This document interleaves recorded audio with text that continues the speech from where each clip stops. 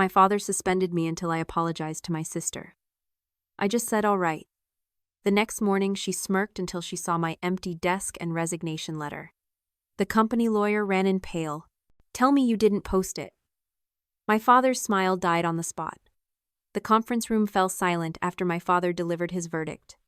2 weeks without pay for undermining my sister's authority. Alyssa sat there smirking in her designer blazer, waiting for me to beg or scream. I didn't do either.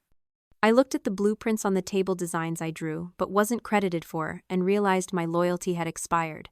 I simply said, "All right." The silence that followed was terrifying because for the first time they weren't looking at a daughter, they were looking at an architect planning a demolition. Drop a comment, and let me know where you are listening from and what time it is for you right now. I would love to know who is part of our community. My office had been my sanctuary for 6 years. Floor-to-ceiling glass overlooked the Chicago skyline. A view I had earned not by blood but by billable hours and structural impossibilities made possible. The walls held my degrees framed in simple black wood alongside the architectural awards the development division had won under my direct leadership. Photos of my team celebrating the completion of the Riverside project lined one shelf. Another held the prototypes of every major design I had guided from a napkin sketch to a steel and glass reality. I had built something here. Not just buildings, but a standard. A level of excellence that Sterling Developments had never achieved before I walked through these doors. And now, I was dismantling it. I walked in and closed the door. I didn't lock it. I didn't need privacy to cry, because I wasn't going to cry. Tears imply loss, and I wasn't losing anything today. I was shedding dead weight. I pulled a cardboard box from the supply closet and began to pack. I moved with surgical precision. The degrees came down first, then the awards. I wrapped them in bubble wrap not with nostalgia, but with the efficiency of an archivist preserving evidence. My assistant, a bright young woman named Sarah, knocked and poked her head in. She looked terrified. The rumor mill in a corporate firm moves faster than fiber optics. She asked if I was okay if I was really leaving for 2 weeks. I told her to take the rest of the day off. I didn't tell her I wasn't coming back in 2 weeks. I didn't tell her I wasn't coming back ever. As I placed the prototype of the Sterling Signature Eco Frame into the box, my hand paused for a fraction of a second. This was the crown jewel. The structural core of every luxury home we were currently building. It was a modular, sustainable load-bearing system that cut construction time by 40% and increased thermal efficiency by half. Richard loved it because it saved him millions in materials. Alyssa loved it because she could sell it as green tech luxury. I loved it because I invented it. I remembered the nights I spent designing it, the weekends I sacrificed, refining the geometry, the sheer physical exhaustion of proving it worked when everyone said it wouldn't. For years, people asked me why I stayed. Why I let Richard take credit for my designs. Why I let Alyssa pretend she managed projects she couldn't even read blueprints for. They saw my silence as weakness. They saw my endurance as a lack of self-respect. They were wrong. It wasn't weakness. It was the invisible chain of the survivor. When you grow up in a house where love is a commodity traded for compliance, you learn a very specific survival set. You learn that speaking up gets you cut off, but staying quiet keeps you in the room. You learn to become essential so they cannot afford to discard you. You internalize the idea that if you just work harder, if you just produce more value, eventually the ledger will balance and they will have to respect you. That is the trap. It is a prison built of hope. You think you are earning your place, but really you are just increasing their profit margins. But there is a tipping point, a moment when the survivor realizes that the debt will never be paid because the other side keeps moving the decimal point. That realization doesn't break you, it clarifies you. My silence over the last 6 years wasn't submission, it was data collection. I wasn't just enduring the abuse, I was documenting the infrastructure. I was learning where the load-bearing walls were. I was memorizing the codes to the safe. I was patenting the technology in my own name because I knew deep down that a day would come when they would try to erase me. And when they did, I needed to be sure that when I walked out the door, I didn't just leave an empty chair. I needed to be sure I took the foundation with me. The box was full. I taped it shut. The sound of the tape gun was loud in the quiet office. It sounded like a gavel coming down. I looked around the room one last time. It looked sterile, generic. like I had never been there at all. That was the point. My father wanted to suspend me to teach me a lesson about hierarchy. He wanted me to sit at home for 2 weeks and think about my insolence. He wanted me to come back grateful for my paycheck. He didn't realize that he had just handed me the one thing I had been waiting for. He gave me the exit strategy. I picked up the box. It was heavy, but I didn't feel the weight.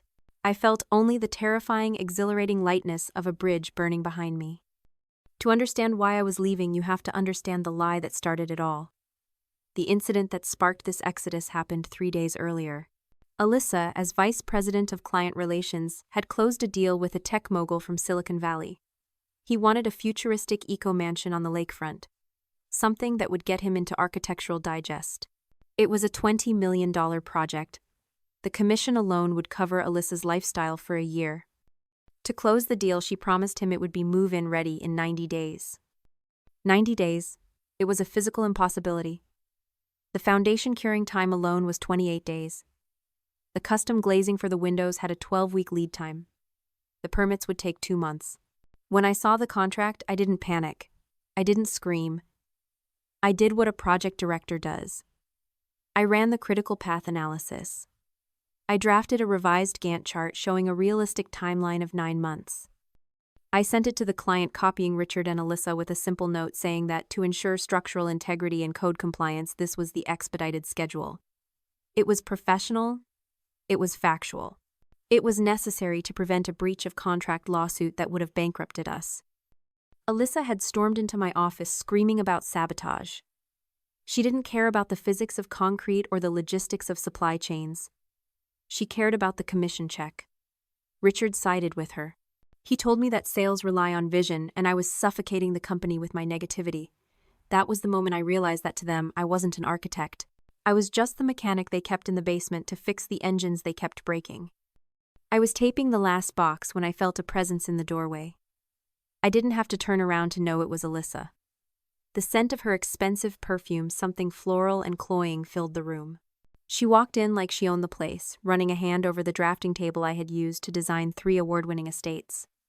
She looked at my boxes and smirked. She told me that maybe this time off would be good for me. She said I needed to learn that being part of this family meant supporting the vision, not checking the math. She picked up the set of blueprints for the eco-mansion, the ones I had drawn, the ones she couldn't even read, and held them like a trophy. She said she was going to take over the project management herself. She said it couldn't be that hard to tell contractors what to do. I almost warned her.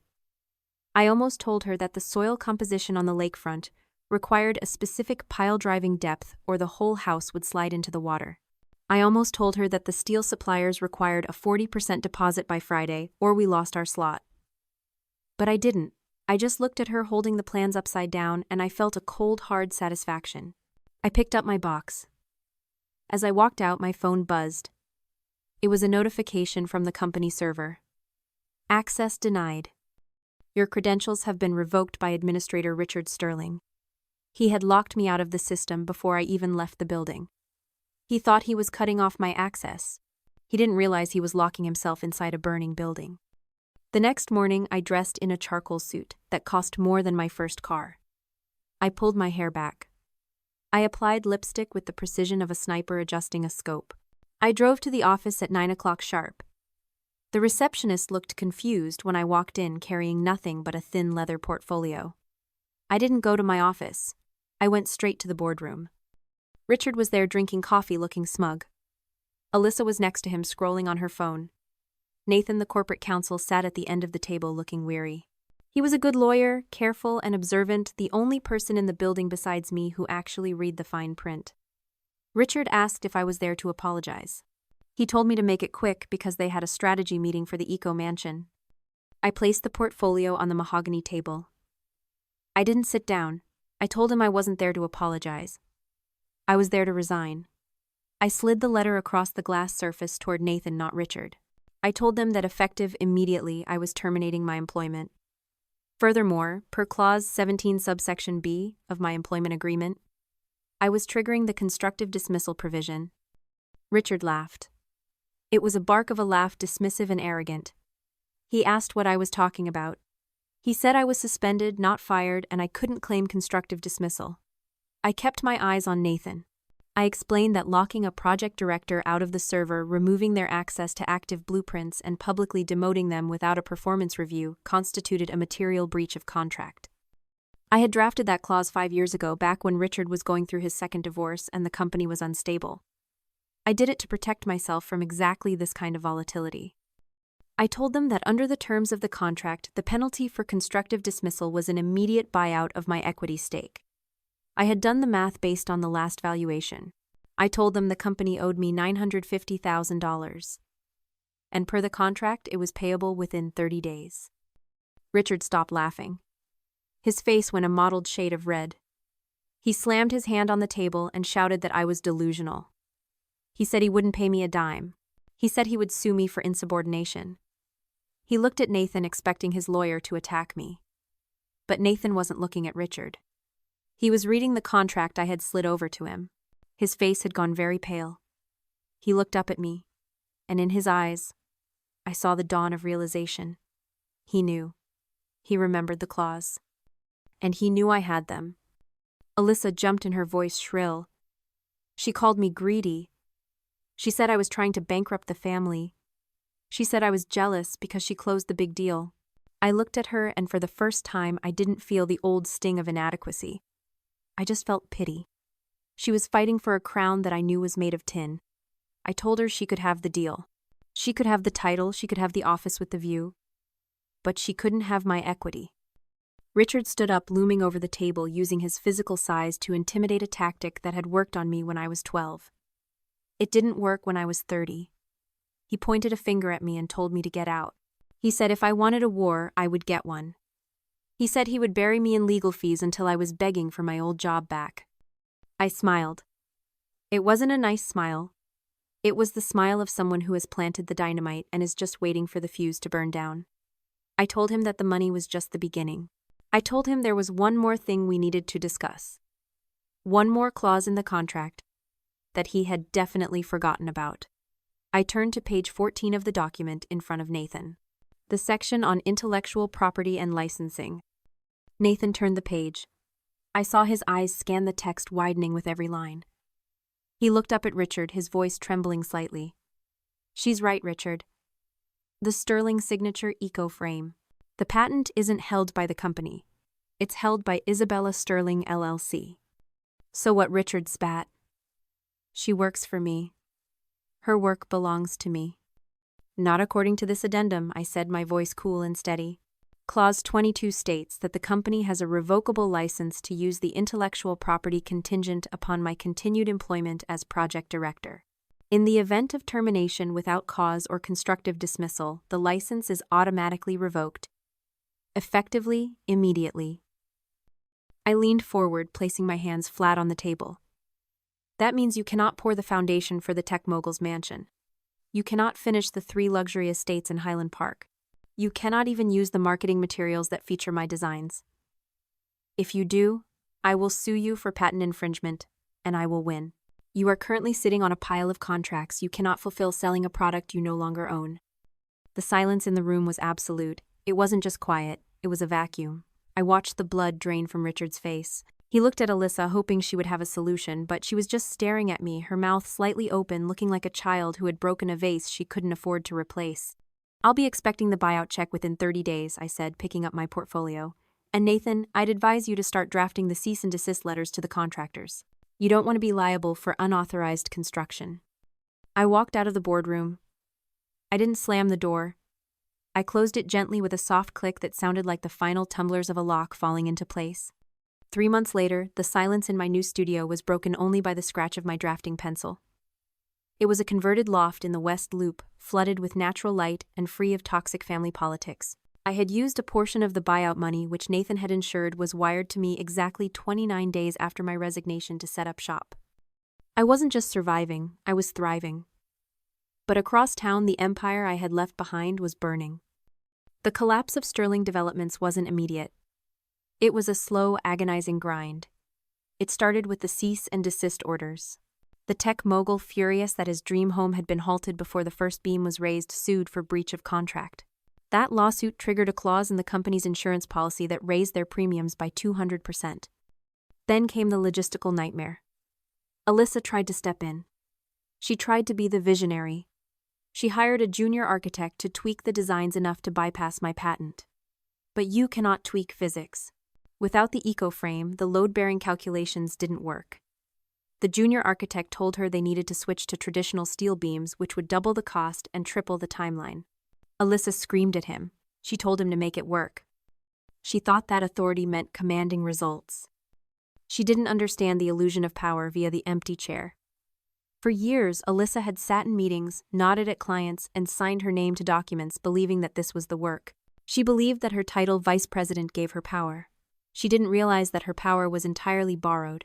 It was positional authority power granted by a hierarchy. It is fragile. It relies on the obedience of others. What I had was competence authority. Power derived from knowing how the machine works. When you have competence authority, you don't need a title to lead. You just need to be the one who knows how to keep the roof from collapsing. When I left, I didn't just leave a vacancy in the org chart. I removed the competence authority from the building. Alyssa was left sitting in the big chair holding the steering wheel of a car that had no engine.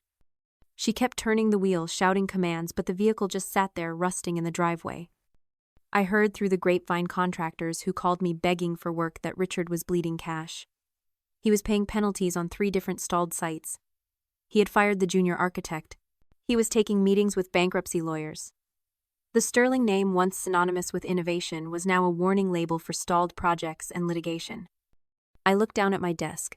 I was working on a commission for a community center, a project with a fraction of the budget of a sterling home but infinitely more soul.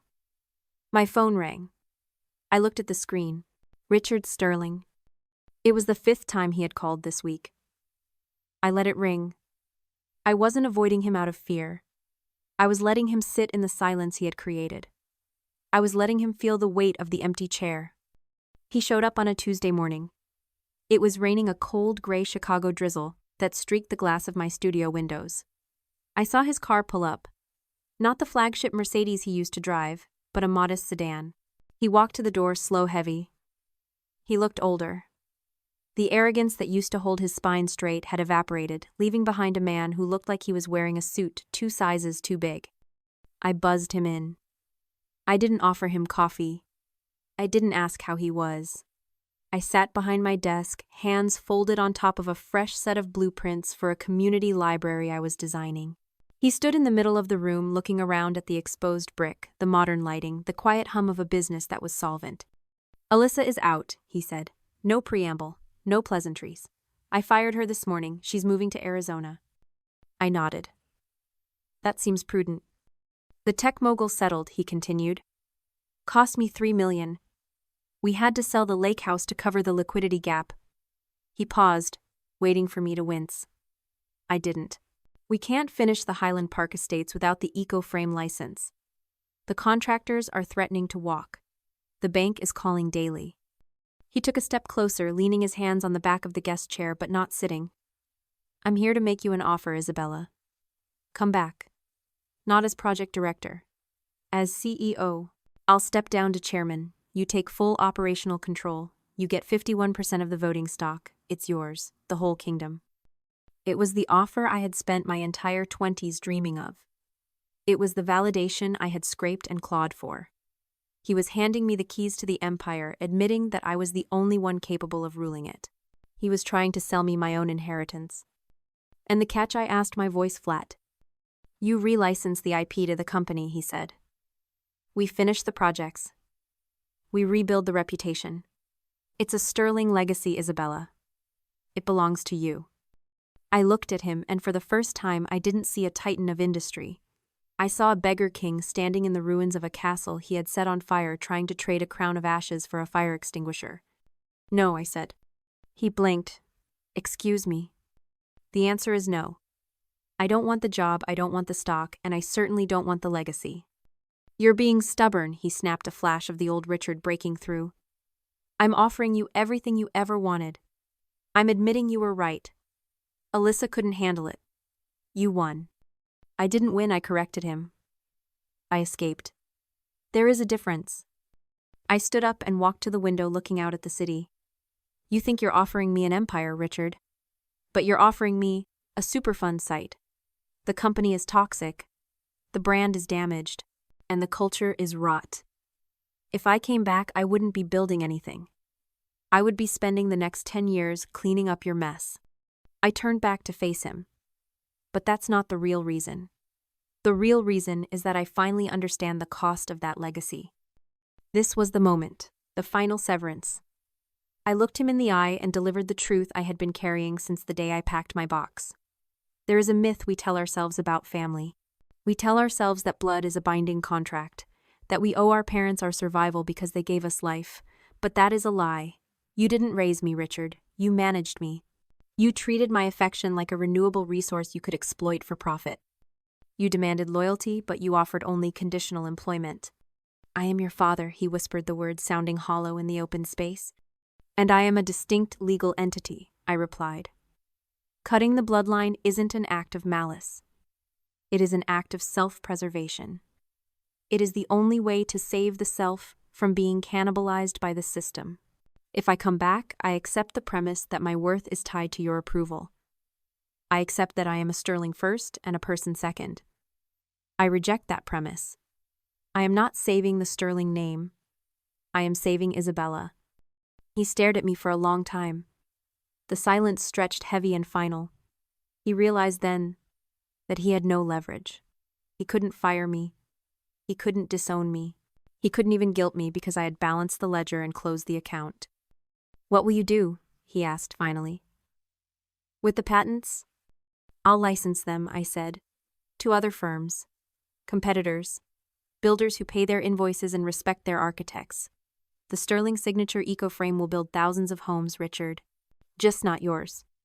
He nodded slowly. He didn't say goodbye. He turned and walked out of the studio, his shoulders slumped, a man walking into a future he hadn't planned for. I watched him go. I didn't feel sad. I didn't feel triumphant. I felt clear. I turned back to my desk. The blueprints for the library were waiting. A project that would serve a community built on a foundation I had poured myself. I picked up my pencil. The line was straight. The structure was sound, and for the first time in my life, the design was entirely mine. If you've ever had to burn a bridge to light your own way, share this story. You never know who needs the courage to walk away today.